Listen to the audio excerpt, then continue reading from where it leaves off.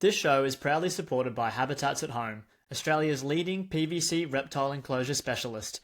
Check them out on Instagram and Facebook at Habitats at Home, and be sure to visit habitatsathome.com.au if you're in the market for a new PVC reptile enclosure or other reptile accessories.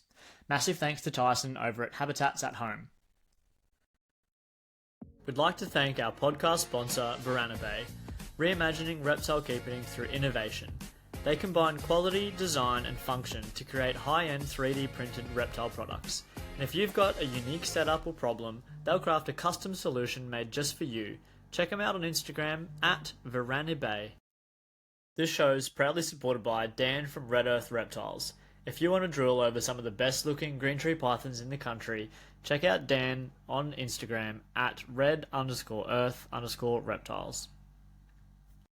G'day and welcome to Under the Heat Lamp with Joe Mack. I'm excited today to do a different style of episode. We've got an in-person one today, and not only is it in person, but it's a crocodilian focused podcast, which is something we haven't done yet. And with me, I've got the one and only Brodie Moloney. How you going? Good, mate. Yourself? Good. That was a hell of an introduction. I don't normally rattle on like that, but I'm excited to have you here, mate. For anyone who might not be familiar with you, can you give us a bit of a rundown on your history with reptiles? Yep. So I grew up locally around Cairns and Mareeba. And I've always liked, animals, and growing up dinosaurs, like the typical sort of reptile animal enthusiast. Yeah. And crocodiles and dinosaurs sort of really caught my attention. And then when I got into year 10 to do work experience, I was umming and ahhing between going out west and digging up dinosaur bones just for a couple of weeks. Yeah. They had like a work experience thing you could do. Yeah. Or I could go to one of the local parks here and volunteer there. And I sort of thought, dead dinosaur bones might get a bit boring after a while. Might get a bit boring digging up dirt and not finding any dinosaur bones. Yeah, and just being in the middle of nowhere and isolated. And so I did work experience at Hartley's, and it was good, and then got a casual job out of it. I just volunteered a few weeks after that, and back then it was a pretty small, well, a bit smaller than what it is today. Yeah, right. They just had crocs mainly, and then a few kangaroos and koalas and Yeah. stuff like that. No exotics back then, a few snakes, and started work with the birds and the mammals back then, and did that for a little bit.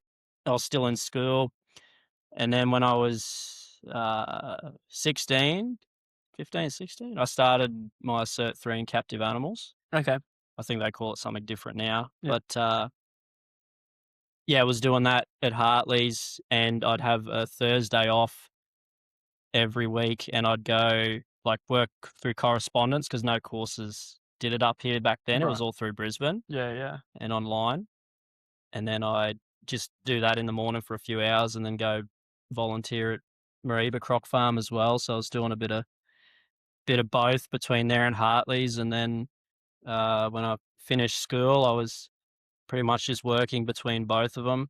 And then I got a full-time job at Hartley's, and just pretty much with the crocs mainly from there, and been there for over a decade now. About 12 years. Really part of the furniture now. Yeah, pretty much. And about probably 5 years ago, I became the head of crocodiles there.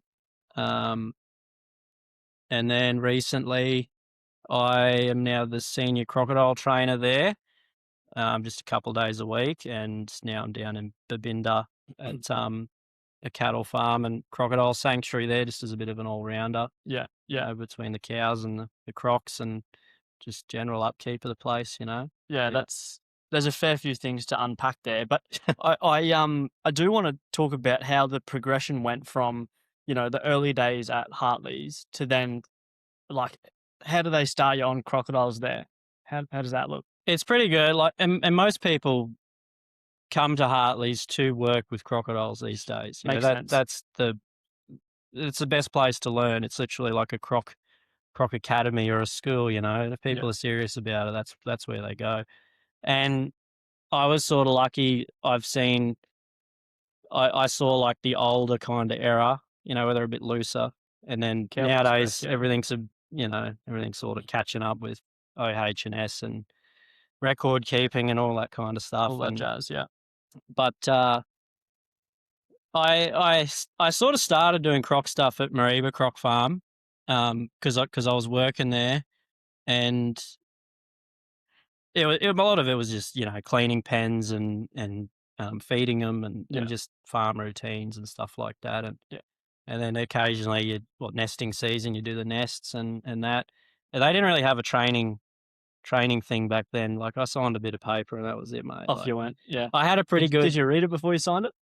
Fuck no.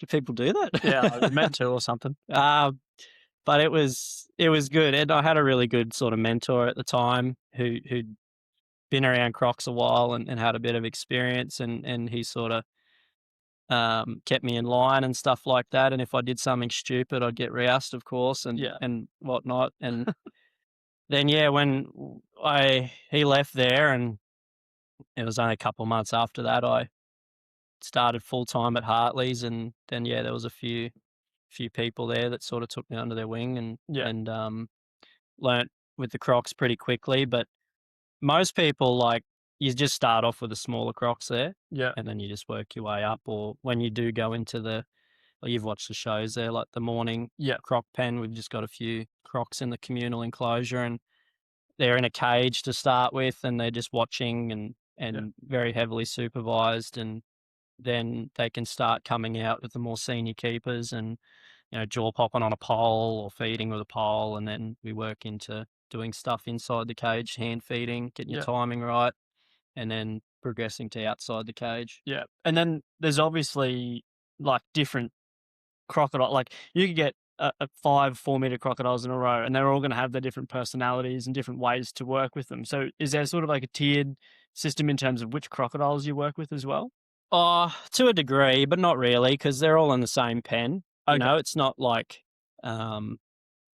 it's not like we go around all the big crocs to start with, and they get the opportunity to do that later on a lot of the time with the bigger animals. And there's definitely levels there, like, and it's more to do with the pen. Yeah, to be honest, like, okay, some pens are just a lot harder to work a crocodile in, even if it's a simple hand feed. Yeah, because there's logs there, it's grass or it's a bit of a tricky one to work around if you don't know what you're doing. But like all the display pens, they're wide open and easy, and well, it makes sense to make a display pen with less environmental challenges. You want to make things easier for the public to see. You don't want to be slipping over and dodging logs and all sorts of shit when there's a horde of people watching you. Yeah, for sure. I have seen the shows there, and I think that the 3 o'clock Croc Attack show is the best crocodile show in the country. And that's what's trademarked. Is it? Yeah, they trademarked it. I've been telling people that, and I didn't know. As you come in. But the first time I saw it, it must have been, like 2018 or something, and I was like, fucking hell. No way. Mind you, 2018 Joe Mack was a bit different to 2020. I'd never witnessed anything like it. Yeah. And I guess for anyone listening, do you want to give us a rundown of what that show's about? Yeah, so it's just with one male salty in there. There's 2 of them that do the show, but they're separated. And it's I'm trying to describe how big it is. I don't know, 20, 30 meters by that again, roughly. Yep. And then there's a way we can swap them without catching them. We just lure them into an airlock, close it, and then there's a drawbridge we can swim the other one through. Yep. But basically it's dirty water, by the way, earth pond, like not this crystal chlorinated shit. It's not chlorinated, no. Boring. So it is not boring. the chlorinated ones. Yeah, the chlorinated is boring. Yeah. But we just go in there and do a old school croc show. There's not many left of them anymore. Most people just pole feed a Limp Biscuit croc on a end of a stick, and that's them. But we want people to understand what a crocodile's capable of. It's all good people condition a croc where you can touch it on the head or put your hand in its mouth, sit on its back. But that's not the reality of a crocodile you find, up in Cape York or wherever you might come across one. Yeah. So to get them to lunge out and display natural behaviours, ambush attacking, we death roll them. So we got like a bait rope and a bit of cowhide. We hook them up and they roll, and head shake, and just do a few different feeds like that, open hand feeds and that, in the water with them. There's a few tricks of the trade, like the enclosure design's important. It tapers off, so people freak out when our ankles go in the water. But polarized sunnies, we can usually see a dark shadow, or we don't stand where we don't know he is. To the average punter, like I remember the first time I saw it, it was just so the keeper. I couldn't remember who it was, but whoever was doing the show was just so laid back, and he's like, "Yeah, g'day, my name's Joe, and here's my helper over here, Brodie. He's going to support me." And whoever the other fella was on the other side of the fence, looking the other way, like pretending to be on his phone, and just the way that the show was presented was as if like, we didn't exactly know where the croc was, but obviously you do know where it is, and you do know what you're doing most of the time. I'm serious in that. We just don't stand where like we can't see him. Like there's like two exits. There's a tree in it. When I first started doing it, there was no tree in there. Oh, good. Yeah. It was just water, a tiny little bit of land. Yeah. And that was it. The tree's nice to hide behind when there's a... Yeah. Well, the guys now, they're like, oh, the pen's eroded a bit. It's a bit sketchy. And I'm like, you got no idea. Like, same there than 10 years ago. Yeah. Yeah, fucking up. Yeah. Something else I really enjoyed was just like the sense of humor and the way that the show is presented. It's not clinical. It's not analytical. There's jokes, and you do a bit of, there was this one particular incident of some crowd work where this baby was crying, and the bloke, I don't know if this is after doing some tour guiding and presenting myself, I know that there's jokes that you use over and over. Yeah. And I don't know if this is one of them, but this baby was crying, and this fella stopped what he was saying and looked up and said, "I can fix that problem for you." I know who did that real show. quick. I know who did that show. Yeah. I was like, holy shit. And the crowd went silent. He's like, no, I'm just kidding. How old's the kid? Yeah. 18 months. Yeah. Bring it down. You won't be that attached. And I was like, that's excellent. That's old Matt used to do that one. That stuff gets people to pay attention and to watch. Like, as cowboy as it may seem, I think it's good science communication because it's engaging. Yeah. Yeah, a lot of places you go to, you watch a croc show, they don't, they might do some questions at the end if you're lucky. Yeah. But a lot of the time they do this, they do that, they talk for 2 minutes, they do a couple of little feeds, and then bye-bye, see you later, guys. Yeah. There's no interaction with the crowd, and people have the chance to interact or whatnot. But Hartley's is well known for not being quite politically correct, but that's North Queensland. That's how it goes. Like we don't wear shoes in there. People freak out about that. Oh my God, his safety boots are gone. Like, safety boots not going to save you from much if it goes to shit in there. No, but it's good to have, and we have a bit of freedom with it, and even the other demonstrations, like the snake shows, and some of the other talks, like, we're not saying anything too rogue, but we're there to have a laugh and people have a good time and whatnot. Nothing worse than sitting down for a presentation and it's just someone basically regurgitating a script that they've read 100 times. Yeah. How boring. Yeah. Super boring. Have you had any sort of scares doing those shows? I haven't had any real bad ones in a show. I mean, like, the way we work crocs, it's very hard to describe, but it's kind of like on a line system. I tell the guys. So, people are only human. You make mistakes. I've seen people fall over in front of a crocodile before. I've seen them slip on a bit of mud, or you don't have a good exit or whatever. But the way we work them is, so if we are close to the crocs, like closer than 99.9% of other parks or zoos in Australia. Indeed. But there's certainly a bit of a skill and a technique to it, and we're not so close where if something happens, we're going to get bitten. Yeah. It's going to be rather a close call than a contact incident. Right. If we were having close calls every single day, then we'd definitely have to change something. But I think so. I mean, like you've seen Kamikaze, the other one that does it 3. Yeah. He's probably landed closer to me than any other croc. Yeah. I mean, like, next to your toes or, near your fingers or something like that. But that's just kind of, in his nature, he's a bit unpredictable to read that one. 0 to 100, Yeah. Well, I do want to talk about both Kamikaze and Hagrid, the crocs that you use for those shows. Now, from my understanding, like, the salties I work with are not exactly monsters. They're like this big. 400 mil long. I think we've got a You freshie. should give him a bait rope, mate. Freshie that's bait rope. Do a little death roll at the aquarium. 3-pound fishing line. But obviously, well, not obviously, but I guess from my understanding, it's pretty tough to get a croc to work every single time that you want it to. But you run that same show at 3 o'clock every single day, you know, for however many days on end. So how do you get crocodiles that perform constantly? Individuals, very important. Usually the most hyper aggressive ones are the best for the demonstrations or for other interactions we do throughout the day. We don't want some lip biscuit croc that comes out half-assed. We want like a hardcore croc. Yeah. That every time you step in there, you don't even have to do anything. It just runs out. Flying out. Like that's sick. Hagrid, he's the main guy, and most people that have gone to Hartley's, they would have met Hagrid. He's been doing that show for 20 plus years. He's a freak of a crocodile. Yeah, like he is the best show crocodile you'll ever see. Yeah. Freak. Every day. You couldn't even swap another one in there. He'll do the show every day. Yeah. Yeah, right. But we just give them smaller pieces more often. Okay. Like obviously they don't need much food, like 1 or 2 chickens a week. They're well fed. So we just, 2 or 3 smaller pieces like that, and that accumulates for his dietary needs throughout the week. Yeah. The biggest problem we usually have is overfeeding the crocs and underfeeding them. So I'd imagine.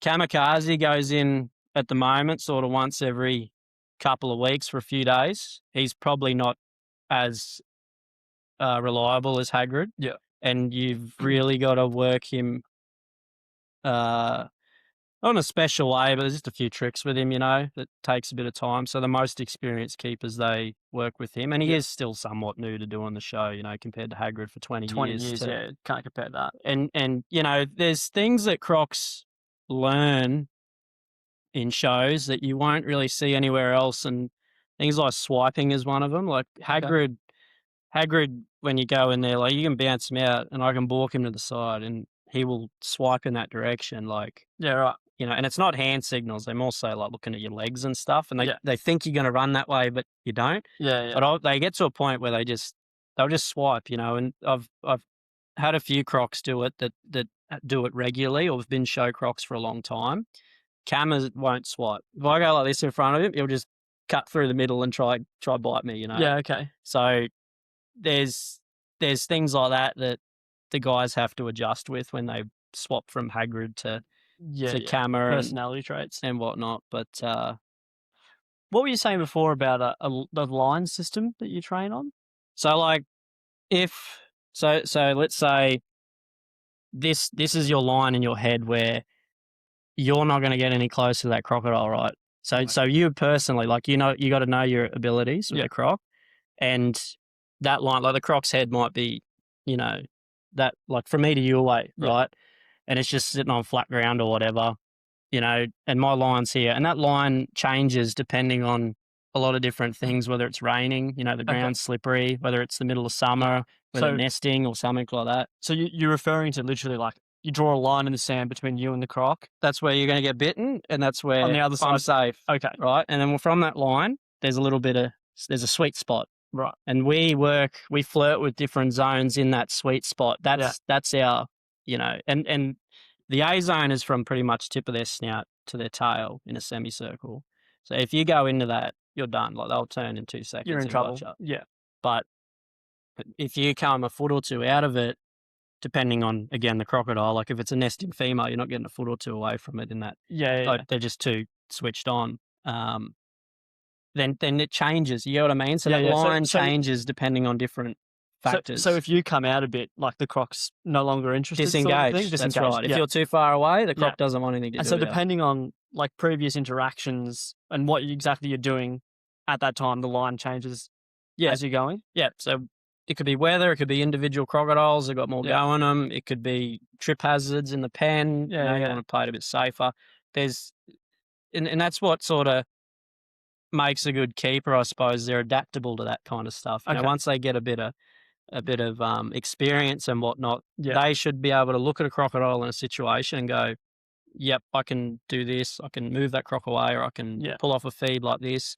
I got to watch for that. It's slippery, it's raining, whatever. Like, and be able to adapt and be adaptable. Yeah. So I was going to ask, how do you train that? But it comes with experience. Yeah, you can't just sort of, sign your jump 10 in bits of 3 o'clock. paperwork and pushed in and go, right, you're okay to do a open hand feed, tear away, and then jaw slap it, and it's you work your way up pretty much. Yeah, yeah. And people won't do what I found. People won't do what they do that really risky stuff unless they're comfortable with it. Like they're more cautious in a way. Yeah. And if you are too blasé or too cowboy, like we've got a minimum standards you got to abide by. So if you're pushing boundaries, if you're having close calls all the time, mate, you pull your head in or you're out of or you're not section. doing it anymore. Yeah. Yeah. So what's the time frame, say someone with no experience? Actually, I wanted to talk too about, like, if someone really wants to work with crocodiles, how do they go about it? What's the move? Like, if you decide you want a career change and you just go, look, I've always wanted to work with crocs, you don't know what to do, what's the next steps? I get asked this a lot, and the answer's always the same. Like, if people are serious about it, and it's a bit different because it's a very small industry, like there's very, very little places that will actually work with crocodiles, like, and by work, I mean like what we do. Yeah. Not just pole feeding or, got one croc in the back of their zoo or whatever. That doesn't count.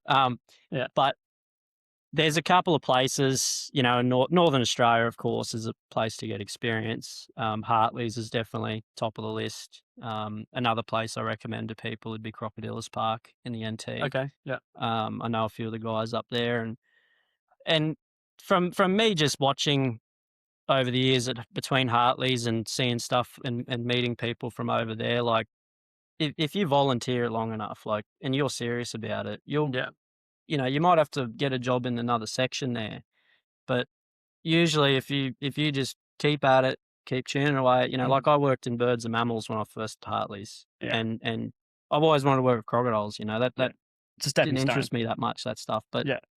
it's a stepping stone. That's right. Like, and people got to be willing to do the shit jobs before they can do all the glory stuff, Yeah. Agreed. I think zookeeping for a long time has been like that. Oh, 100%. Yeah. You volunteer, you prove yourself. You might get a casual role in a department that you don't really want to fucking work in. Yeah. But you stick it out, prove your worth, and then it's the opportunities open up for you. Yeah. And Hartley's is very inclusive, like, especially these days. Like, we got over 20 people that do crocodile stuff there. Oh yeah. And the boss there, like, if people have been there for a little bit and they prove their worth and they say, like, I really want to have a go with the crocodiles, and all right, you can have a shot. Yeah. If it works out, it works out. If it doesn't, it doesn't. Awesome. Which is great because there's not very many places like that in Australia at all. No. Yeah. Dangerous animals is a tough one, especially given the potential consequences for employers. Yeah. If it does go to shit, then you can find yourself in some trouble. So it's amazing to find somewhere where those opportunities are still there, you know? Same goes for venomous snakes as well. There's, like, it's not exactly like every park's going to go, yeah, you can do the venomous snake shows. Yeah. Same sort of situation, you're going to build yourself up to it. But I think working with crocs is a funny thing. Like, you can work with crocs in a sense like you do at the zoo, or then there's like croc management or croc farms, which are kind of maybe a bit controversial, but they're kind of anti-croc, because a lot of croc management up here is not necessarily in the croc's interest, and croc farming also isn't in the individual crocodiles' interests that are being farmed either. Yeah, like, people might have their own feelings or opinions about farms and whatnot, and I mean, farming crocodiles is really no different to farming any other animal. Yeah. They just bite a bit more, but as long as it's done ethically and humanely, I don't have an issue with crocodile farms. No, and I love crocodiles more than anyone else, but Yeah. I don't have an issue with farming them. if you had an issue with crocodile farms, you'd almost, inadvertently have to have an issue with beef farming, chicken farming. Yeah, I think so. And like any industry, like, there's good farms, there's bad farms. Yeah. But like I said, as long as things are done to the board, and these days, like, they're definitely cracking down, and people picking up their games. The farms that aren't quite, as good, or they're just being worked out of the industry, but they're setting a very high standard these days. Yeah, good. Particularly Hartley's, like, they're probably one of the best farms you'll see in Australia. Yeah, okay. With the standards and what they've got to follow and whatnot. But What do crocodiles farm for? skins. So crocs are farmed for skins mainly, Yeah. and then meat's a byproduct. But they'll use 90-95% of the crocodile when they farm it. So Yeah. byproducts would be oil products, blood and bone fertilizer, from any of the stuff that they don't really use. Yep. Yep. But the skin is really why they farm them. Yeah. For high end products, Fashion. whatnot. And I know that's not everyone's cup of tea, but it's a sustainable industry.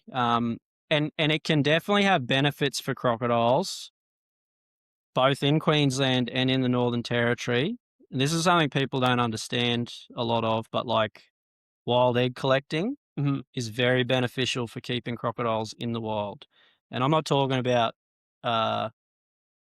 someone that's sitting in Cairns City having a coffee in the morning, saying that we should protect crocodiles or whatever. Like, their opinion doesn't matter. Doesn't matter. Yeah. But people that live on the land with crocodiles, they got livestock, they got dogs, they got kids running around.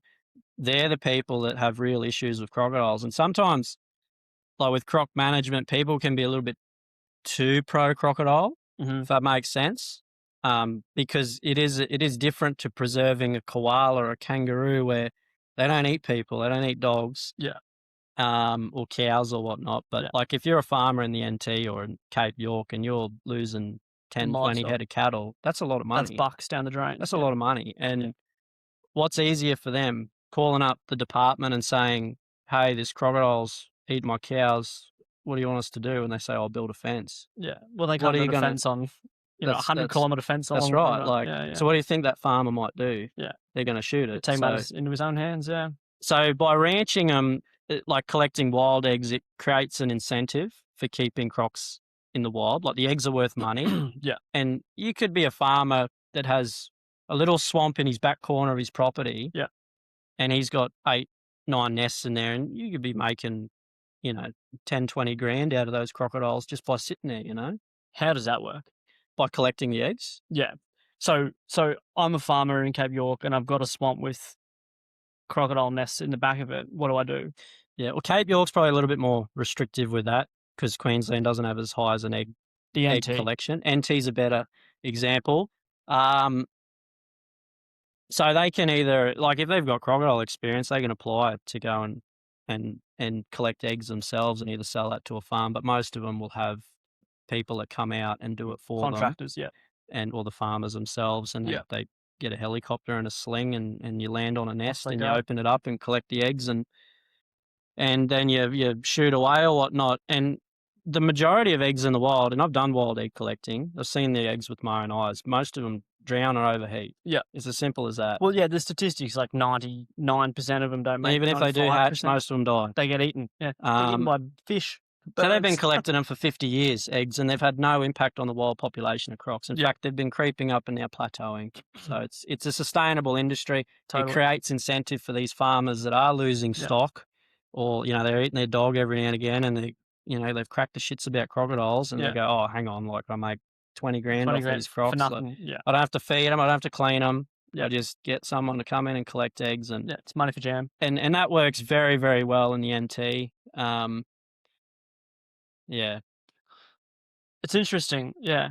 How did the wild egg collecting go for you? What was that experience like? I did it a few years back. I did 3 little stints of it for a few weeks. Yeah. It was cool. I had one of my closest calls doing that. It's sort of it's sort of the most like dangerous thing when it comes to working with crocodiles. Yeah. Nesting females. Yeah, they're going 100% trying to guard that nest. Yeah. Well, that's even then. It's sort of kind of like 50-50 a lot of the time because they hear the helicopter come and they take off a lot of the crocs. If you can see a crocodile on a nest, that's a good nest. If you can't see it, that's when you're like, oh shit, where is it? Where is she? Yeah. And yeah, we would go across all corners of the territory collecting eggs or whatnot, and like in an average day, you could get 2,000 eggs. Holy shit! Between a couple of collectors. Yeah. So you can't have 2 going at once, and you chop her along and whatnot. But What's the like actual nest collecting look like? You're on a sling. Have you got some sort of protection or You got usually got a cage around you. you? There's a couple like little floats on it so you don't sink in the because they're on floodplain like floating nests. Yeah. The ones you can walk into, I like them ones. They're good because you can run away, but there's less machinery to worry about. Well, when you're collecting, like you're in the chopper and they put the cage on the nest and then they hover it down and then you get out onto the cage and you're about, 50 meters from the nest and then they pick you up and then they drop you on it. Right.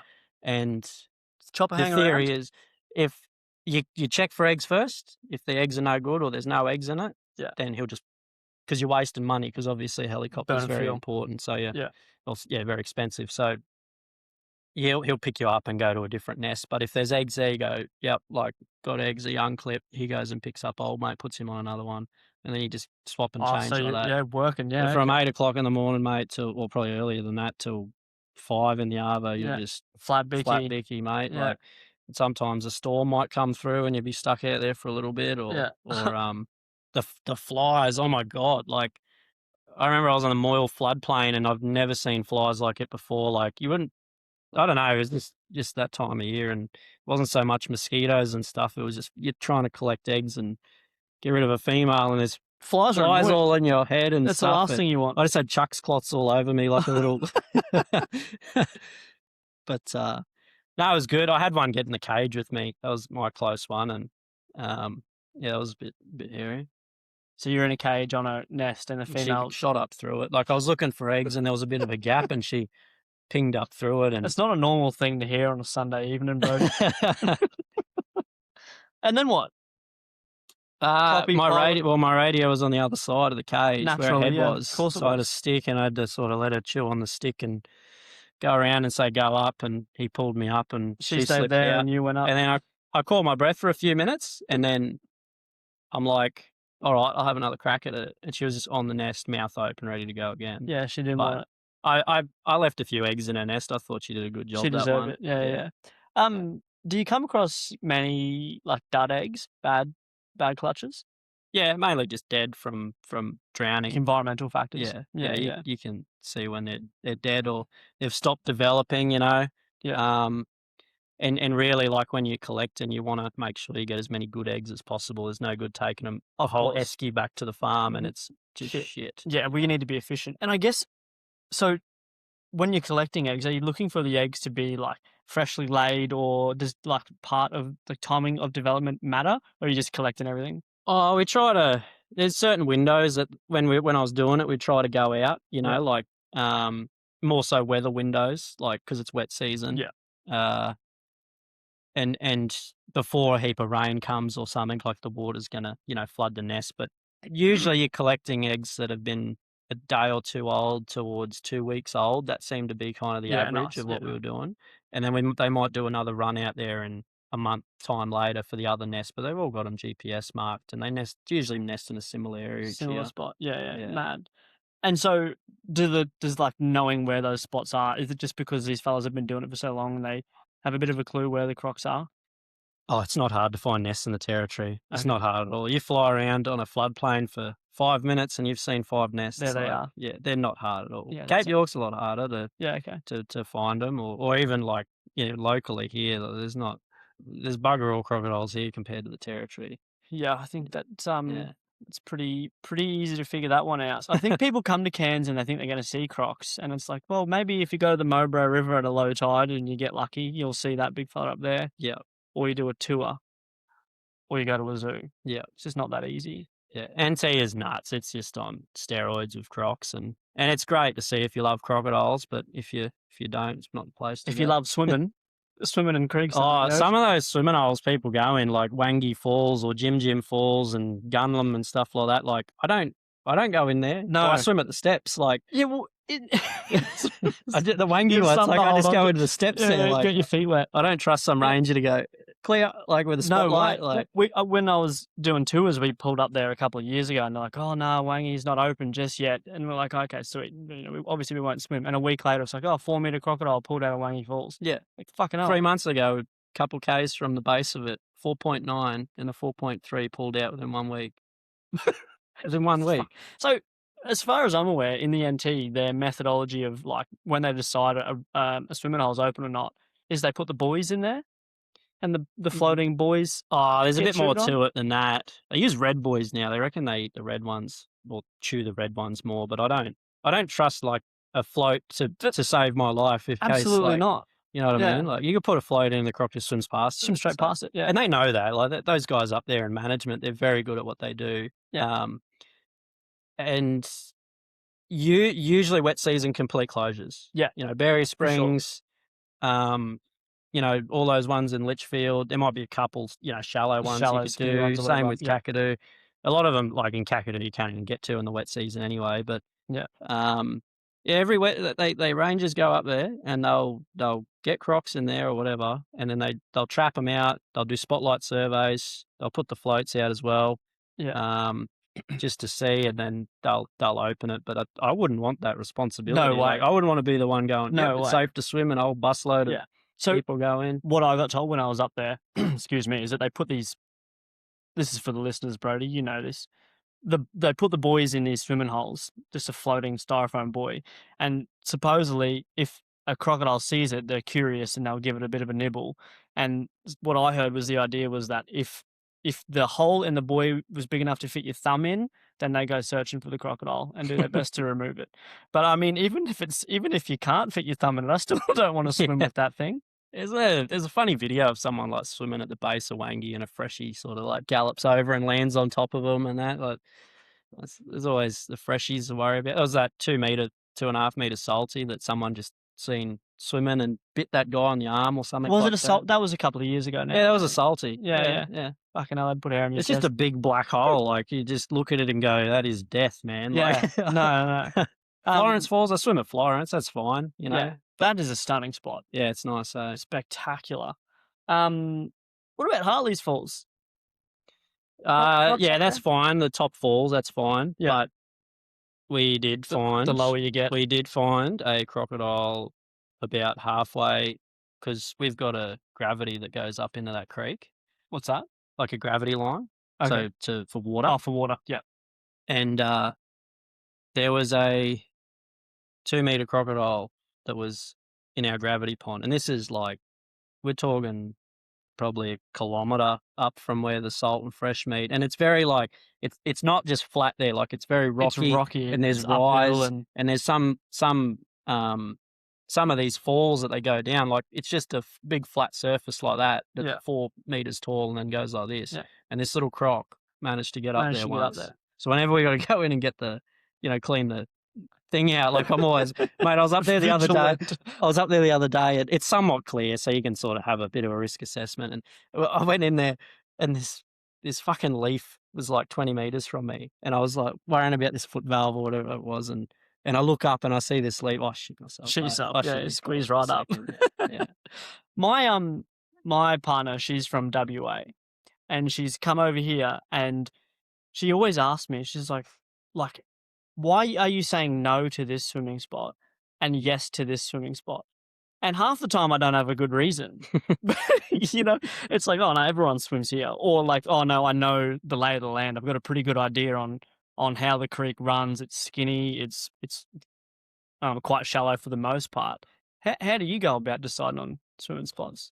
Oh, it's no just a better bit of person a, to ask. it's just a bit of a risk assessment, really. Like there, and you're right, there is places that I would swim and where I wouldn't swim. Yeah. But like, I just have a look at the area, like, and I'm not talking anything deeper than like knee deep or waist deep. And if it's dark water, no way. No way. Yeah. It's got to be clear. And most rainforest creeks up here are Pretty clear. But even like if it's a stinking hot day in Cape York, yeah, and the water's this deep, yeah, and it goes for 50 meters each side, yeah, and I can see like bloody oath I'll have a swim. You're jumping there, for a dip. Like Hahn Crossing, mate. Like Yeah. there's little areas there you can have a little wallow in at 40-degree days. There's certainly other spots that you wouldn't donate. Yeah, like wherever it drops off and it's real dark water or whatever. But you keep your head on a swivel, of course. Yeah, like, yeah. there's crocs everywhere. But I think there's one thing about, like, I'm not a big swimmer. I won't just go and fucking sit in a creek all day just for fun. yeah, I'll jump in, I'll get Cool wet, off. I'll cool off, and Yeah. I'll carry on. And I don't know, I've been in North Queensland my whole life, so maybe there's a an innate crocodile thing ticking over in the back of my mind. So I just don't like swimming like that.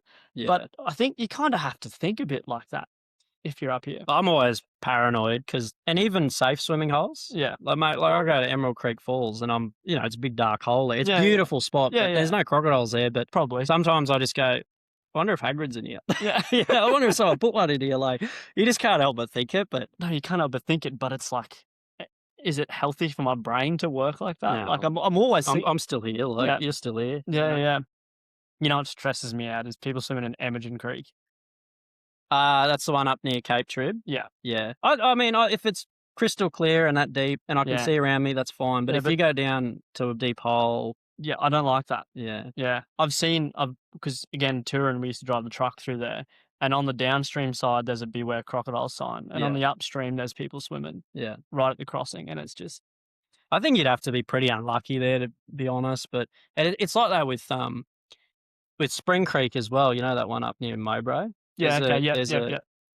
Like, everyone goes, I swim there too. And then when it's crystal clear, beautiful spot, there's a little jungle perch and stuff there. There's like 2 meter croc. I think it's that one that took that dog a couple of weeks ago. Oh, but yeah. It wasn't. I don't think it took it there. It was a bit further downstream. But that spot, like, that croc got in there every wet season. Yeah. And everyone knew that, you Yeah. know. And then it was, if it was dirty, you wouldn't swim in it. But if it was clear, everyone would have a look and they'd go, no, it's safe. Like, yeah, jump it's in. There's a alright. rope swing there. Like, Yeah. beautiful spot. I don't worry about them there. Yeah. You know, but if it's dirty, no. And, No. and most people are aware of that. Up here. And then that's just living with crocodiles. Yeah. You know, they just respect them enough to go, oh, that's a bit sketchy. Bit But sketchy, we can feel see like it, calculated Yeah, risk, yeah. no worries, you know. Think about it. Yeah. Yes, good. Yeah, lost my train of thought there. It happens all the time. Your business, Top End Croc Services, how does that work? Yeah, so it's a small scale business. Like, we just sort of do the odd job here and there throughout the year. We kind of just focus on crocodile surveying, bit of filming and media, Yeah. and crocodile husbandry these days, really. So Yeah, okay. some of the sort of more recent jobs would be assisting building this croc sanctuary in Babinda. Yeah, cool. So, that was just a paddock a couple of years ago, and Yeah. and credit to me mate Jesse or whatever, and getting us to help him with that. But he's set up a great little spot there for problem crocs or whatever, that they can live out their days, and they're great pens. They're not just Yeah. a pen you can sit in. Like, these are good Strategic. pens Yeah. that really set the benchmark. These crocs to live out their days. So that was a more recent one. And then, like, crocodile surveying, usually it's where there's a crocodile that's not supposed to be there. Right. They're worried about it salty or something. So, like, we did all the surveys for Mariba Council a few years back, because there's a introduced population of saltwater crocodiles. And for anyone listening, they're not naturally found in Mariba, even though that's North Queensland. It's above the Great Dividing Range. It's Yeah. up on the tablelands. They're not swimming 800 kilometres from the Gulf of Gulf. Carpentaria up Mitchell Falls to Yeah. get there. And they're only found very close to a certain facility there. But we surveyed it, like helicopters, night surveys. We were kayaking down the Barron River at night. We searched from pretty much Walkerman all the way through to Barron Falls, Yeah. and we just found a few freshies back then. Whether there's one in there now, I don't know. But Wouldn't know, yeah. So that was like councils, that they approach us for it, or landowners. They can, if they're worried that there was a salty in their dam, or there's a heap of freshies or whatever, then we can go out and see. And surveying's not like, and we're very clear with people about this. Like, it's not 100% way, and that comes back to sort of, those swimming holes and stuff, because people are using this for recreation. I don't feel comfortable in saying, You wouldn't sign off on it. I go, look, we will do our best to find any evidence of a saltwater crocodile or a large crocodile in the area. Yeah. Slides, we spotlight it, we, do anything over multiple nights, whatever they want us to do. And if we find it, then that's what we just show our findings nice and clear. They get a little document about what we did, and most people are pretty happy with that. And it's just a bit of peace of mind, I suppose. For them, Or even like I did one for someone's missing dog. They were worried a big freshie took someone's dog yeah, right. in Mariba, so I surveyed this creek and didn't find any big freshies, and their dog ended up turning up a few days later. Bullshit. But yeah, just the odd one like that. And then like going up to Cape York and just filming wild crocs and bit of a Cape York experience for people, fishing and and right, camping and stuff like you that. take people up there. Yeah, a couple times a year and just see crocs and an ordinary trip, like we're probably seeing anywhere between 100 to 150 crocodiles over a couple of days. Lakefield, one of the spots. Yep, I know that area very well. There's a few others, but like an ordinary year for me, I'd see over 1,000 wild crocodiles. That's fucked. And I'm not trying. Like it's just that's just how it works out to be, But, yes, for someone you've literally dedicated your adult life to crocodiles. Yeah, so, mate, if you weren't seeing 1,000 crocs in a year, I'd be worried. That's right. That's right. Yeah, something wrong with me. There's something wrong with us in general anyway, I think. But I'm interested to hear about what you did to make the enclosures at the crocodile sanctuary perfect for crocodiles. Just a lot of space for them. And again, this is all credit to Jesse, he's obviously funded it all and created this place, and I've just had a bit of a part in helping him with that. But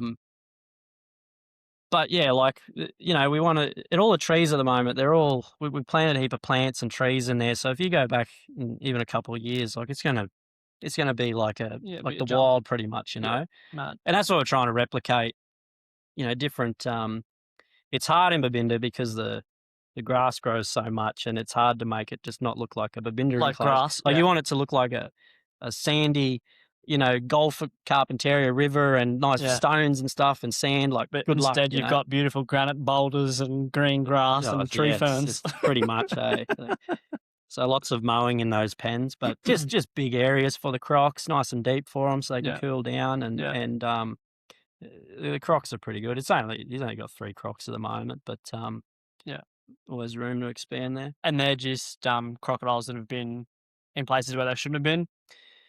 Problem animals. So one was his most recent one he got, camp dog, they called it, was and why do they call it that? Well, what do you think, mate? It's eating dogs in Cow and Yama, I think. Yeah. And he's had, the first one he got was Kenny from the Kennedy River, caught just near 7 Mile. No. And he was actually jumping out of fishermen. But he was losing body condition. Like when they get, like he's 4.6 meters. Like he's a big croc. Lizard. But when they get big and old, I think they get out competed a bit. And I've seen this croc in the wild before it got caught over a couple of years, and it was kind of in a spot where I think it got pushed out, and it was only a matter of time before he was going to die. And he's getting desperate and chasing people's fish in, and and then the rangers did a site assessment, splashed the water, and he came flying out. Yeah. So that's a problem crocodile. That's a problem. Yeah. If their behaviour's changed, towards people, because usually crocs in the wild, they're very flighty. They don't want much to do with you. Salties or freshies, they don't want much to do with you. Even if you're walking along a bank and there's a 4.5 meter crocodile that's 100 meters away, 200 meters away, it hears a twig break. It hears you talking. It goes into the water. But if that crocodile starts swimming up to you or just stands there, like you look at Clyde in Babinda, I would have taken that croc out years ago if I was in charge, because that animal's behavior has changed, in my opinion. If I can walk up onto that sandbar and that crocodile not run off, that is a croc's. It's changed. It's very used to people, and that's just, in my mind, it's a disaster waiting to happen. There's so many people that go down there to look at a croc, which is great. Yeah. But I think it's gotten to the point now where they either set up like a permanent barrier thing there, like Kale's Crossing or Mowbray River kind of set up, or they take him out because. Like I heard the other week, someone fell off the bridge. Holy shit! Yeah, I'm laughing. You're not at all. You imagine, because it's a little. I drive past him every week, down there. It's a little narrow bridge. Everyone goes down there. Like kids are sitting there fishing. Like, can you imagine that? Yeah. But then, if they didn't pull that croc out 2 years ago, who are they going to blame? Yeah. They're going to blame the department. Yeah. So their hands are tied because they're kind of like. Well, they're damned if they do and damned if they don't. That's right. That's really? 100% right. Yeah. And even like that old faithful croc in Lakefield. Like, I'm sure you've heard of course. that one. I'm about to blow your mind, Joe, about this, Please. because 2 weeks before that crocodile got pulled out, I was camping there at Old Faithful. I saw both crocodiles there, and I know Old Faithful very well, like that waterhole very well. Yeah. And both of those crocs were problem animals in my mind. Yeah. When we rocked up to camp, the bigger one they caught with a big scar on its back, they call Old Faithful. By the way, I don't think it's the same one Steve Irwin caught. Right. 30 years difference in a lagoon like that. Like, come on, like, what are the odds? Things change. Yeah. There's another 3 or 4 males that are in there, just as big. Like, is there not scoot cut? He didn't have a scar on him when they caught him. I actually took the photos I got of him, and from that doco they did, I tried comparing them. Yeah. Okay. Yeah. They don't really look like the same croc to me. Right. Low quality. It's a bit tricky to say. Of course. And one of the guys that was there when I talked to him a few years ago about this, that was actually there and caught Old Faithful with Steve, I asked him, do you still think that crocodile's in there? He said, I'm not sure. I don't even know. Yeah. Who else would be better than those guys that caught him, Yeah. So I don't think it is, but I think both those crocs are a problem, because we rocked up to camp middle of the day and this big one was just cruising around doing dominance displays before we even got out of the car. Right. Jaw slap in the water, geysering. And then we got I was like, because my girlfriend, she's like, oh, there's a massive croc there. And I've just rocked up and I'm like, no, there's not. What are the odds? And then literally, I didn't even get out of the car and he's just swimming around there. So we're taking photos and stuff. Sees us on the bank, swims straight up to us. Ooh. I got photos of it and everything. And then that night when we were camped there, we were on a rooftop tent, so I'm fine with crocs. And we were having a fire, having a couple of drinks and playing some music or whatever, and most crocs, you'll see like an eye shine 100 meters 100 meters away. And then they see it and they go, boom, they go drop down. I stacked the fire up and I thought, I better turn around behind me. And about 5 meters at the bank, there's that smaller one, 3.5, 4 meter one, just staring at me. In the water at the bank? Yeah. Yeah. 3 or 4 meters away. Yeah. Just staring at me, right? Yeah. Now, that croc was pretty skinny, poor condition. It was desperate, but like, I could have slapped the chicken on the bank and that thing would have roared out. Like, it was, and there was a female there as well. I think it was a female, same size, but she was sort of hanging around as well. So there's 2 different, obviously size difference. Yeah. DETSI, 2 weeks later, the Department, Environment, Tourism, Science, Innovation, whatever they call themselves nowadays, they caught those 2 crocodiles, and I thought they did the right thing, and then it all went bloody, sideways and whatnot. But this is where it's tricky with them, because say I'm a camper from down south, I go to that waterhole and there's a problem crocodile floating around, right? They report on their 1-300 crocodile sighting app. They go, hey, there was a 4 meter crocodile hanging around camp. No worries, we'll go investigate it. Yeah. 2 weeks later, someone else goes there fishing, a crocodile takes a fish off their line. They go, hey, a 4 meter crocodile took this. Yeah. Now, for DETSI, that just looks like one animal in their system a lot of the time. But what people don't understand is you can have multiple animals doing the same thing. And I think that was a case of it. They took both those crocs out. Now, let's say they left one of those crocodiles there, and 2 weeks later somebody camps there and they get a bit too close, or they go, oh, there's a croc that's been taken out or whatever, they might push a boundary. But even then, like, say there's an attack 2 weeks later because they didn't remove that other crocodile, because I bet you the guys that pulled it out, and they went out there, I don't think they trapped them, because I didn't see no traps when I was there when they were trying to target, but I think they went out in a boat and harpooned them or whatever. But they would have obviously seen signs that was a problem crocodile. Yeah. Wasn't afraid of a torch or whatever, and they've gone up and caught them. So in my mind, I think they made the right decision. Yeah. And a lot of people are commenting on this. It frustrates me because they haven't even seen that crocodile before in the wild. And just because a crocodile was caught by, the one and only Steve Irwin, doesn't make it immune to not being a problem crocodile. Yeah. Why do you think he caught it in the first place? Agree. Yeah. And people think hazing works. And hazing is you catch it, you spook it, you let it go. Negative experience, chuck it back. Yeah.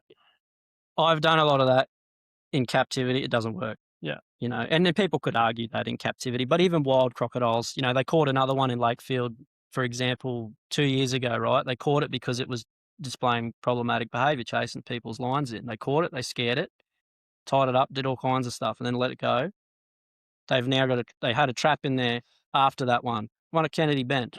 They've got a trap in there for that same one they caught Yeah, the year yeah, before. right. So and guess what? It's not going in the trap because it's learnt. Oh, that means bad experience. bad experience. So yeah, they just make some. So it's trap shy. Yeah, it's trap shy, and it's a lot harder for them to catch it. Yeah. And I bet you come into the next season because it's cut off for 6 months. I bet you the next season it opens. It'll pop up again. Yeah, so someone goes. Yeah. You'll remember. Is there a certain like level of negativity that they have to face to stop the experience they've been doing? Like hazing doesn't work, but like how far do you have to go? What is there? Is there? I think it's bullet? just Silver easier to bullet? take them out. To be honest, it's if you're talking about human safety, like it's just easier to take that crocodile out. Yeah. And it's not going to have a major effect on the environment. The Another crocodile's ecosystem's going to fine. another Yeah. croc's going to move in. Like, are you kidding me? Like, I still catch barramundi in there. They Yeah. took them out. Like, Yeah. I don't. Yeah. And to me, it was just blown out of proportion. And the traditional owners up there, they might see it a different way or whatnot, but that's just my 2 cents So on it, be you it. know. Yeah. Well, And I did contact the department and see if they wanted evidence yeah, for pulling that crocodile out. They didn't want to hear about it. they weren't interested. No. Yeah. Where is that croc? That one Down south somewhere? down south. Now Yeah. that is a different story. How Uh-huh. that is I won't comment too much on it. We But don't that have- was a very shady thing. Yeah, but right. Yeah, okay. yeah. Man, crocs are polarizing. But you brought up a point before about people commenting on things, and I've talked about this on the podcast before. Social media has just given everyone a platform to voice their uneducated opinions, and it's what's it worth? Yeah. You know? They get their 2 cents of fame or 2 seconds of fame and they're content with that, you know, they're saving the world. But like One click at a really, time. I bet you if that person was managing crocodiles, think of it in their like if you were managing crocodiles, a predatory animal, Yeah. and you left it there, and someone's kid got taken, and someone's dog, like you're gonna feel pretty bad about that. Like feel pretty bad about it. Just take that crocodile out. Just take the yeah. Is the crocodile's life worth more than potentially someone else's? But anyone in croc management is pretty much always living on that damned if you do, damned if you don't. One of them actually told me once, a guy that used to be in management there, he said if people that are pro crocodile hate him and people that are, you know, anti crocodile hate him, they're doing a good job. They're doing that job right. That's Yeah, what he said to me. Yeah. It's a tricky thing. People always talk about, you know, it's not a croc problem, it's a human problem. But you can't, there's only so much, like, I think we can do more education for sure. Yeah, I For agree sure. with that. Yep. But there's no amount of education out there that's going to save everyone, protect everyone. No, yeah. And to be honest with you, like, I think they're doing quite a good job in croc management. You know, their ultimate goal is to keep crocodiles where they belong and keep people safe. And there is no magic solution in that. When you're dealing with a predator, you can't change everyone's, you know. And if there is too many attacks, say we stop catching all the crocodiles in Cairns, because we're a management zone. They catch anything over 2 meters out of the Barron. Trinity Inlet's a total exclusion. Yeah. Is it? Oh, around like the edges of it, and then you go further up, and it's any decent ones. But within like, you know, those drains around Cairns City and whatnot. But like, we got a 4.7 meter crocodile that was caught from the back of Kazales in Cairns City. If they didn't remove that crocodile, someone goes down with their little hand line, and then this monster comes out, like, you know, and there's more negative perception about crocodile because there is more attacks. And statistically, when we manage crocodiles, fatalities are lower. Yeah. The non-fatal rate stays the same, but that's better than fatalities. Right. And it's probably because they're reducing the average size of the population. So, you know, if you go up the Barron Spotlight tonight, you'd see a lot more 2 meter crocodiles than 3 or 4 meter crocodiles, you know, if you were to go to the Bloomfield River or, you know, Arnon River or whatever. Yeah. Or even further down south, you know. Yeah. 3 or 4 meter crocodiles are the ones that are harassing people and dogs. The 2 meter ones aren't so much. Oh, it's just, I think it's just a size thing, you know, like a 2 meter croc, usually they're gonna weigh up their options. They see people on the bank and they're gonna go no, and they'll go the other way. Yeah. You know, and if they are a problem crocodile, it's not gonna, 3 meter croc, it's gonna suck if he gets you. Or it'll definitely take a dog. But a 2 meter one, might survive. Yeah. Might just maul them a little bit. Yeah. Like there was a Labrador or something that got mauled at Camarunga Bridge the other year or something. Yeah, and it survived, I think. Yeah, right. I think I can't remember. Maybe it didn't. I don't know. I don't know. But How much of so obviously, well, the story I used to tell on my tours was that, after the 40s, there was there was not much work around in North Queensland, but there were plenty of weapons around, and hence crocodiles were hunted almost to the brink of extinction in North Queensland for their skin because people had guns and not much else to do. And the idea, well, that we used to talk about anyway, was that the crocodiles that were a bit excitable and, were coming close to boats and things, they were the ones that got knocked off first. And the crocodiles that remained were the crocs that were shy, scared, evasive. How much of that do you think has affected the way that crocs behave now? Crocs are naturally evasive, or do you think that us wiping out the proud ones had anything to do with it? I think they're just naturally a shy animal, and it doesn't even, and you can see that in other animals sometimes that are around crocodile habitat, like you see a buffalo walk past a crocodile and unless they're super used to it, they'll take off scared, or cattle come down, they'll ping off or whatever. Anything different, but I don't know. And some crocs would have survived that commercial shooting era. Like a lot of the captive ones these days that are caught from the wild, in the 70s, 80s, 90s. Yeah. They survived all of that, and some of them are in pretty remarkable places, like we got Zont in the main lagoon, Tully River, 1981. That's only I don't know, like 7 years, 8 years after protection in Queensland, something like that. Yeah. And he was 4 meters or so back then. Yeah. And there was another one in there at the same time eating cattle too. Like he would have survived the commercial shoot in the Tully River. Like I wonder what the commercial shooting was like, because the way that it's sort of phrased to us is they went hard. Yeah, every dick and their dog had a gun and a boat, and they were just shooting everything. I think it was worth money, and I think it was during just after the Great Depression. Yeah. So there wasn't many, there was very rarely any job or work going on, particularly in the north, and crocodiles you could make a good dollar for. People could make a proper living from it. You can easily see it being an attractive thing back then. Crocs are a problem. I can make money from it. You can go out, shoot 10, 15 crocs on the right river in a night, easy. Yeah. There's people that claim to have shot 10, 20,000 crocodiles in their time, and I believe it. Crocodiles are. It's like fishing, though. Yeah, mate, you should have seen the fish that I caught. Oh yeah, mate, you should have seen the. Funnily enough, I got a boat recently, which is awesome. Yeah, fun. But anyway, we're down south at my partner's place in Carmine Beach, and one of the locals there was saying, "Oh, mate, you wait till you get around. You go down Mariah Creek there. You come around the corner. That one before, mate, you come around the corner. He's up on the bank there. He's 4.5 meters. He's that's okay. He's pitch black, and his name's Bruce. Yeah, and I was like, every fucking crocodile in every corner of every creek ever. Yes, I have gotten that a lot. In the Cape and the Territory, you always get some. Oh, you like crocs, mate? I know this bend in the river where there's a big silver or black one that's 7 meters long, and you go there and it's 4.5 meters. Yeah, most people see 4 to 5 meter crocodiles. When they talk about a big crocodile, it's 4 to 5 meters. Whether they know it or not.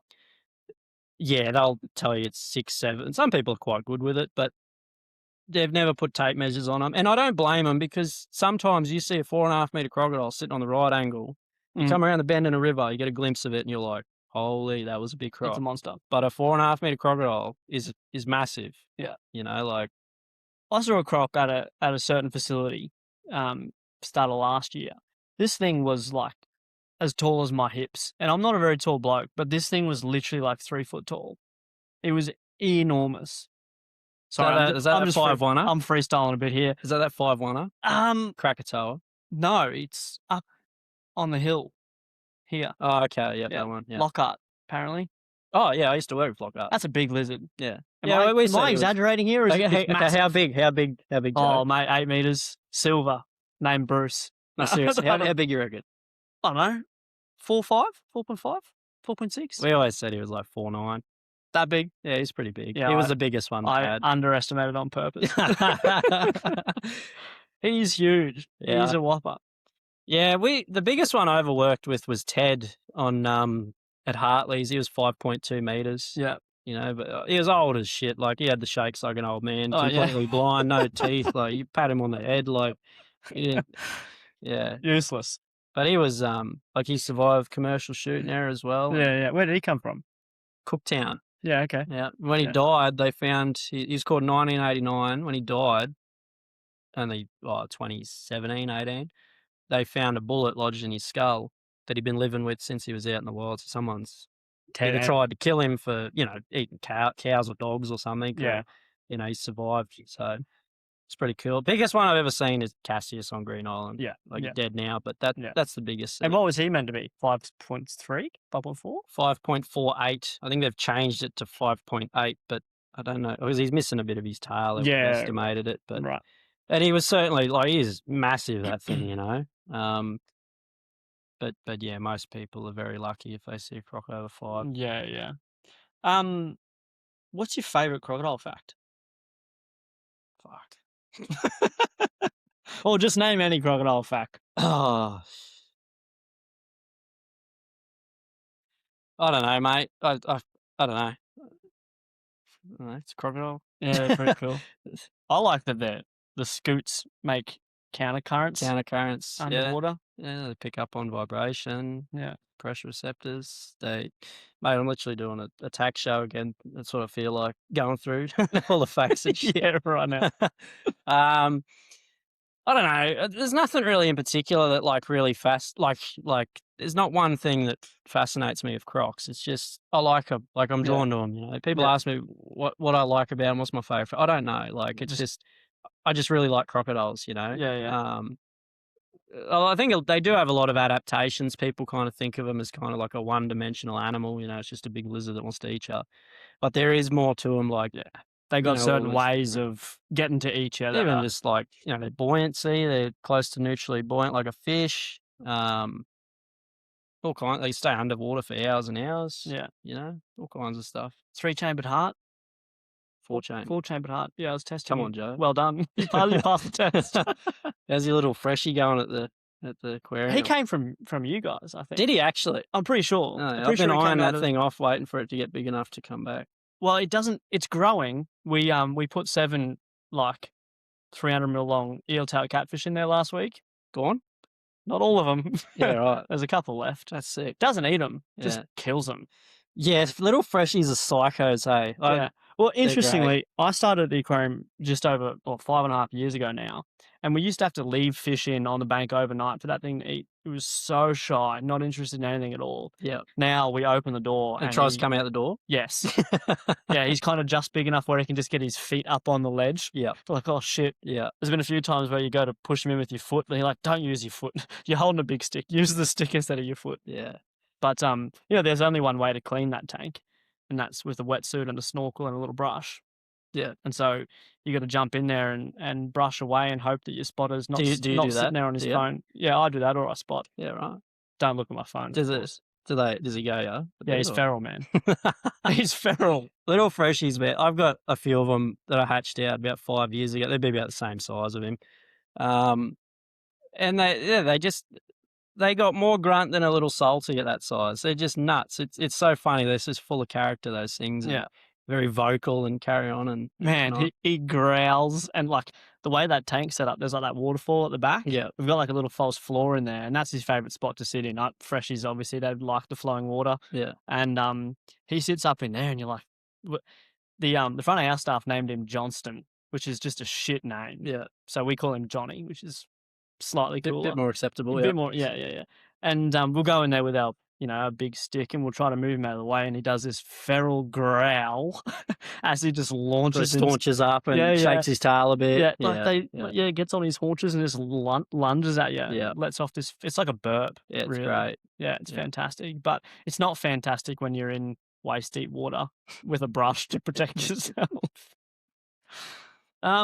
Brodie, we're well over an hour. Have you got a fun croc story to round it out? Anything outstanding that comes to mind? Favorite story? A highlight of your crocodile career? I've had a few good highlights. Like seeing crocs in the wild is always my favorite thing. Yeah. I really appreciate to be able to see them, and I've learnt a lot about them. Things that you won't read in a book Or about. see in a pen? Yeah. Like I know, like one of the coolest things that I sort of pick up on when people ask me that is there's been a few places in the top end now where if there's quite a few like freshwater crocodiles, and freshies and salties coexist a lot, but they talk to each other a lot more than what you think. Like I could, to the point where you could like throw a big stick off the bank and it lands in the water, and you'll hear like 5 or 6 freshwater crocodiles reply and all go ooh ooh ooh, like all around in the distance. But even just like I've heard a salty chase crocs out of the water. You're just camping and you hear it in the distance. You hear like a splash and a jaw slap, and then you'll hear like 3 or 4 freshies reply to it. It happens at the zoo as well if they get startled. But it's a bit, to me, I don't know why they do it. Like you would think if they're avoiding a predator, they wouldn't want to draw attention to each other. Yeah. But when crocs are young, they communicate like that too. So whether it's just something that they can't help do, they get a fright and they just go ooh, Yeah. Is it like I'm in danger, you all could be as well? Are they letting each other know? I don't know. I really don't know what it is. It's just something that they do. And that you can't read in a book or whatever. Like that's, Nah. and other people might have found that as well, but it's very cool when you just hear them, because most people don't hear crocodiles. They say some people reckon they bark or whatever. That's bullshit. But that's old school. They thought they barked, but very rarely, if you're out bush, do you hear a crocodile. Yeah. You might hear a jaw slap if you're lucky, Yeah. but like for them to communicate like that's pretty cool. I think you'd have to be like either paying attention or like attuned to the bush. Most people think it's a barra jumping out of the water or something, That like too, if they yeah. haven't heard a big Yeah. like big male There's- jaw slap. Or There's something to be said for like being in the bush and being accustomed to the like the common sounds and the sounds of the cane bush. toad rustling in the bush sounds Yeah, a lot yeah. louder than what it is. Yeah. Or you think it's a cool lizard or something. It's just another fucking cane toad. But- I'm sorry. Were you going to say something else then? The other thing is, it's again with freshies. I was lucky enough to see wild freshwater crocodiles hatch out of a nest in the wild. That's awesome. It was incredible. And a lot of people or textbooks will say that freshies don't guard their nest in the wild. I've seen it multiple times now where not so much guarding against us, but I think they'll definitely do it against, like a goanna or something small, but they definitely hang around. Females hang around. So what I found like with these freshies is they would lay their eggs and then they would just stay within 50 meters or so of that nest, and fast forward 2 to 3 months, because they don't make a mound, they bury it in the sand. Yeah. So it's a lot trickier for them to find it, but they would hear the little crocodiles inside of the eggs calling. Yeah. And they would scratch. You'd see the freshies scratch. They do it at the zoo too when they're waiting for the nest to come out. They scratch the ground. And I think that scratching triggers the smaller guys to go, Yeah. and then they go, They start hatching. oh, that's where my nest is. And then they'll excavate it. And I've seen multiple times now where females are hanging around a creche of hatchlings. Now, salties, gators, gharials, they're all observed doing that. But freshies, not people just, they kind of assumed it, but to be able to see it and go, oh, they do that. That's cool. Yeah, that's fucking super cool, man. Yeah. I think that sort of, for us, it's very interesting because we don't often associate, reptiles. We've always, how often do we say, bird brain? It's always been an insult in assuming that things other than humans don't express sentience or emotions and that sort of thing. Crocodiles have always been just labeled as cold-blooded killers, but there's more to them. I think it's very instinctive with them. I wouldn't say crocs are highly emotional animals. So a lot of people out there will display them as that, like they're They love each other. They care for each other. I've never seen one love each other. Never but, seen a you know, croc like, give another one a kiss. rub snout, Not a, sure, you not know, a but loving like kiss. not. It's all instinctive, you know. In guarding nests, it's instinctive. It's you know that they're full of hormones and chemical signals at the time that heighten it, and even when they're guarding a creche or whatnot, you know. I don't think they love or they long for their little hatchlings and stuff like that. They guard them for 2 to 3 months, and then it's just most of them drift away, Yeah. and they just go back to being a normal Life. crocodile, or Yeah. even guarding a nest. It's just a gradual abandonment and whatnot. And like they could guard a nest that's completely dead for 3 months, doesn't hatch out, Yeah. and they just stop paying less attention towards it. They scratch up again the next year, that nest dies too. Yeah. And they just do keep doing that for 10 years, and then, you know, there's no long-term or short-term effects on that crocodile. It's just what It's just instinctual. Yeah. Just all just accident. I think a lot of it's instinctive with them. They could have basal emotions, which is like a very basic, you know, like like fear or aggression kind of come under that, but that's depends on your definitions, I suppose. But yeah, they certainly don't love each other, I don't think. No. Yeah. Yeah, well, those are strong words anyway. Yeah. Righto, Brodie. I'm pretty happy to round things out, mate. Unless there's something pressing that you're wanting to get off your chest. I'm good, mate. I'm No, all you're cropped good. out for today. So am I. Hey, if anyone's looking for you, whereabouts can they find you? Probably on Instagram mainly. So Brodie _Moloney is my main account, and then Top End Crocodile Service is the other one. Yep. Just pop on there every now and again if we're doing something cool. But Beauty. yeah. I'll put those links in the description. As always, everyone, thanks so much for listening. I'm on Instagram at joemac.uthl. Feel free to reach out. Cheers.